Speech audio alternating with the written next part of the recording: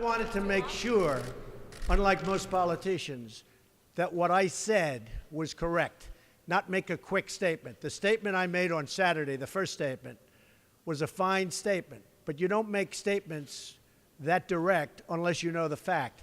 It takes a little while to get the facts. You still don't know the facts.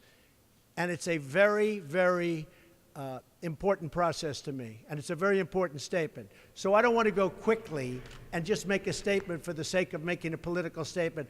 I want to know the facts. If you go back to my, in fact, I brought it.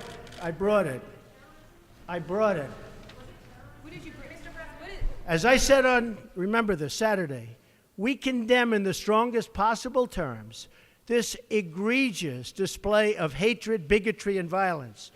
It has no place in America. And then I went on from there.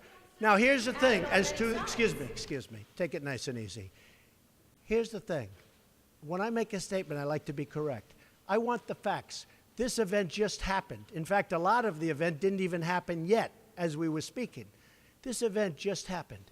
Before I make a statement, I need the facts. So I don't want to rush into a statement. So making the statement when I made it was excellent. In fact, the young woman, who I hear is a fantastic young woman, and it was on NBC, her mother wrote me and said, through, I guess, Twitter, social media, the nicest things, and I very much appreciated that. I hear she was a fine, really actually an incredible young woman, but her mother on Twitter thanked me for what I said. And honestly, if the press were not fake, and if it was honest, the press would have said what I said was very nice. But unlike you and unlike the media, before I make a statement, I like to know the facts. They don't. How about a couple of infrastructure questions? Was that terrorism? Say it, what? The CEO of Walmart said you missed a critical opportunity to help bring the country together. Did you? Not at all. I think the country, look, you take a look. I've created over 1 million jobs since I'm president. The country is booming. The stock market is setting records. We have the highest employment numbers we've ever had in the history of our country. We're doing record business. We have the highest levels of enthusiasm. So the head of Walmart, who I know, who's a very nice guy, was making a political statement. I mean, ask him how he's doing. I do it the same way, and you know why? Because I want to make sure, when I make a statement, that the statement is correct. And there was no way of making a correct statement that early. I had to see the facts, unlike a lot of reporters. I didn't know David Duke was there. I wanted to see the facts. And the facts, as they started coming out, were very well stated. In fact, everybody said his statement was beautiful.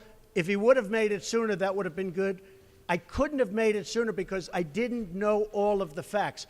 Frankly, people still don't know all of the facts. It was very important, excuse me. It was very important to me to get the facts out, and correctly, because if I would have made a fast statement, and the first statement was made without knowing much other than what we were seeing. The second statement was made after, with knowledge, with great knowledge. There's still things, there's still things that people don't know. I want to make a statement with knowledge. I wanted to know the facts. Okay. Two questions. Was this terrorism? And can you tell us how you're feeling about your chief strategist? Well, I think the driver of the car is a disgrace to himself, his family, and this country. And that is, you can call it terrorism. You can call it murder. You can call it whatever you want. I would just call it as the fastest one to come up with a good verdict. That's what I'd call it. Because there is a question. Is it murder? Is it terrorism? And then you get into legal semantics. The driver of the car is a murderer. And what he did was a horrible, horrible, inexcusable thing. Can you tell us how you're feeling about your chief strategist, Mr. Bannon? Can you talk about that? I would echo Maggie's question. Steve Bannon is. I never spoke to Mr. Bannon about it. Can you tell us broadly what your? Do you still have confidence in Steve? Well, we'll see. Look. I like Mr. Bannon. He's a friend of mine. But Mr. Bannon came on very late. You know that. I went through 17 senators, governors, and I won all the primaries.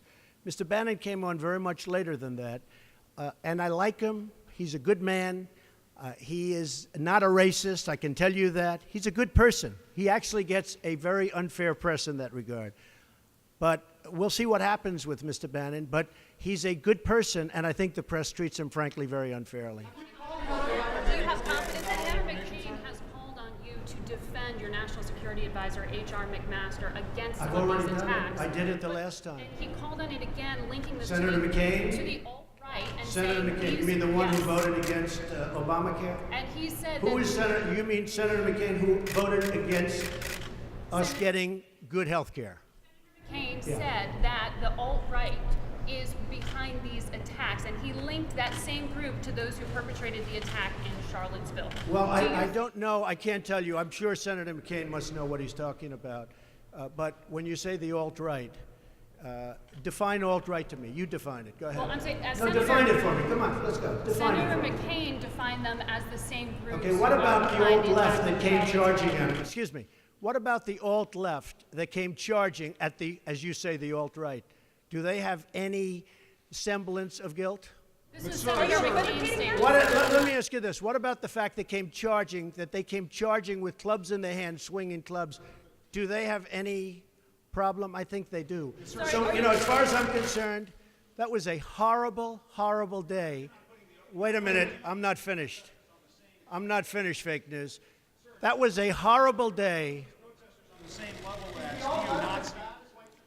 I will tell you something. I watched those very closely, much more closely than you people watched it. And you have, you had a group on one side that was bad, and you had a group on the other side that was also very violent. And nobody wants to say that, but I'll say it right now. You had a group on the other side that came charging in without a permit, and they were very, very violent.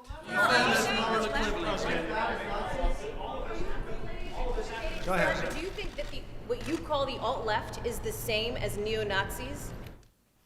Those people, all of those people, excuse me, I've condemned neo-Nazis. I've condemned many different groups, but not all of those people were neo-Nazis, believe me. Not all of those people were white supremacists by any stretch. Those people were also there because they wanted to protest the taking down of a statue, Robert E. Lee. So, excuse me, and you take a look at some of the groups and you see, and you know it if you were honest reporters, which in many cases you're not, but many of those people were there to protest the taking down of the statue of Robert E. Lee. So, this week it's Robert E. Lee. I noticed that Stonewall Jackson's coming down. I wonder, is it George Washington next week, and is it Thomas Jefferson the week after? You know, you really do have to ask yourself, where does it stop? But they were there to protest, excuse me, you take a look the night before, they were there to protest the taking down of the statue of Robert E. Lee. Infrastructure question, go ahead. Should statues of Robert E. Lee stay up? I would say that's up to a local town, community, or the federal government, depending on where it is located. Are you against the Confederacy? About race relations in America, and do you think things have gotten worse or better since you took office? I think they've gotten better or the same. Look, they've been frayed for a long time, and you can ask President Obama about that because he'd make speeches about it. But I believe that the fact that I've brought in, it will be soon, millions of jobs. You see where companies are moving back into our country. I think that's going to have a tremendous positive impact on race relations. We have companies coming back into our country. We have 2 car companies that just announced. We have Foxconn in Wisconsin just announced. We have many companies, I say, pouring back into the country. I think that's going to have a huge positive impact on race relations. You know why? It's jobs. What people want now, they want jobs. They want great jobs with good pay. And when they have that, you watch how race relations will be.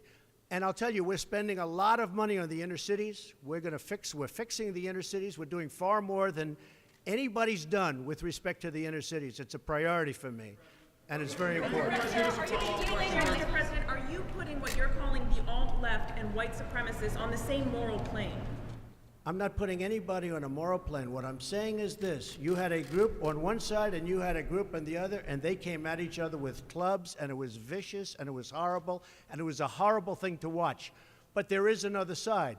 There was a group on this side, you can call them the left, or you've just called them the left, that came violently attacking the other group.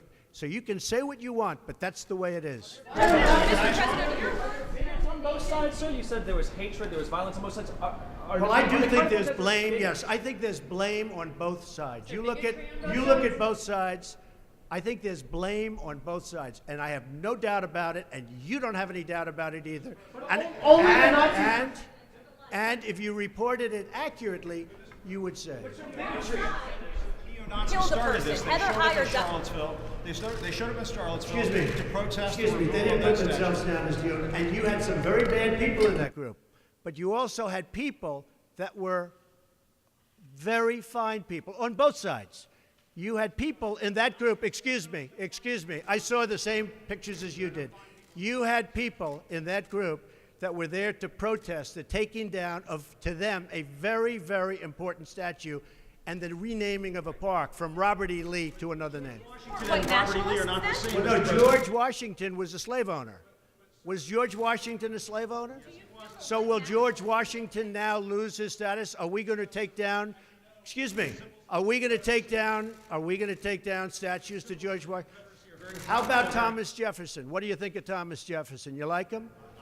Okay, good. Are we going to take down the statue? Because he was a major slave owner. Now, we're going to take down his statue. So you know what? It's fine. You're changing history, you're changing culture, and you had people, and I'm not talking about the neo-Nazis and the white nationalists, because they should be condemned totally. But you had many people in that group other than neo-Nazis and white nationalists, okay? And the press has treated them absolutely unfairly. Now, in the other group also, you had some fine people, but you also had troublemakers, and you see them come with the black outfits and with the helmets and with the baseball bats.